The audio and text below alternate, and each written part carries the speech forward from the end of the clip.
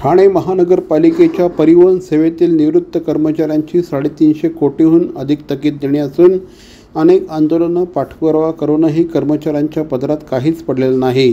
दरम्यान काही कर्मचाऱ्यांचं निधनही झालं। अखेर आता या कर्मचाऱ्यांच्या पत्नी न्याय हक्कासाठी रस्त्यावर उतरल्या असून त्यांनी आज घोषणा देत पालिका मुख्यालयावर मोर्चा काढला। पालिका आयुक्तांनी तातडीने निर्णय न घेतल्यास आमरण उपोषणाचा इशारा देखील या कुटुंबियांनी दिला आहे। ठाणे महानगरपालिकेच्या TMTच्या सेवेतनं 2016 पासून निवृत्त झालेल्या कर्मचाऱ्यांची देणी थकीत असून हा प्रश्न शासन दरबारी प्रलंबित आहे। हे कर्मचारी परिवहन सेवेमध्ये कायमस्वरूपी कामावर होते।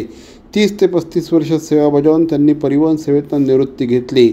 महागाई भत्ता, 6वा वेतन आयोग यासारख्या विविध भत्त्यांचा या थकीत रकमेत समावेश असून ती रक्कम 350 कोटी रुपयांच्या घरात आहे। निवृत्त कर्मचाऱ्यांपैकी 160हून अधिक कर्मचारी निवृत्ती वेतनाची वाट बघत मरण पावले। याकडे देखील यावेळेस लक्ष वेधण्यात आलं। यावेळेस आयुक्तांना एक निवेदन देखील देण्यात आलं। लवकरात लवकर थकीत देणी एक रकमेने द्यावी अशी मागणी यावेळेस करण्यात आली। त्यांची अजून काहीच थकबाकी वगैरे काय नाही। 2 महिन्यापूर्वी त्यांनी आत्मदहनाचा प्रयत्न केलेला, त्यावेळेस त्यांना हे केलं, शांत करून म्हणले तुम्हाला 1 महिन्यात तुमचं काय देणं आहे ते काढतो।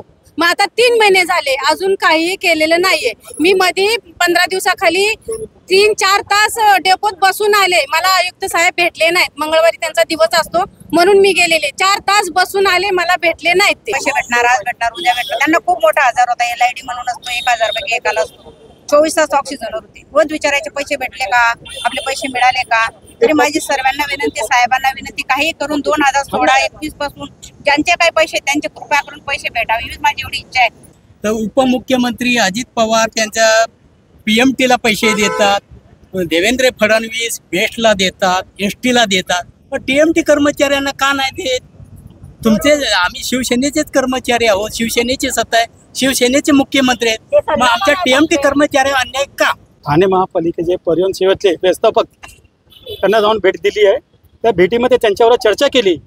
चर्चा केल्यानंतर मी त्यांना फक्त एवढंच एक शब्द बोललोय की जेव्हा ते आमचे कर्मचारी एकत्र झालेले आहे, एकत्र झाल्यामुळे त्यांनी माझ्यावर दबाव आणला की बाबा तू 10 दिवसानंतर पुढचं काय करणार आहे। तर 10 दिवसाचं पुढचं आंदोलनाचा त्यांना घोषणा देऊन आलेलो आहे। CP Goenka International School, nurturing talent at young age for scholastics, sports and performing arts in global perspective. Proud to have world toppers and country toppers in 10th standard Cambridge examinations. Ranked the best emerging school by the Times of India for personality over percentage. CP Goenka is the intelligent choice.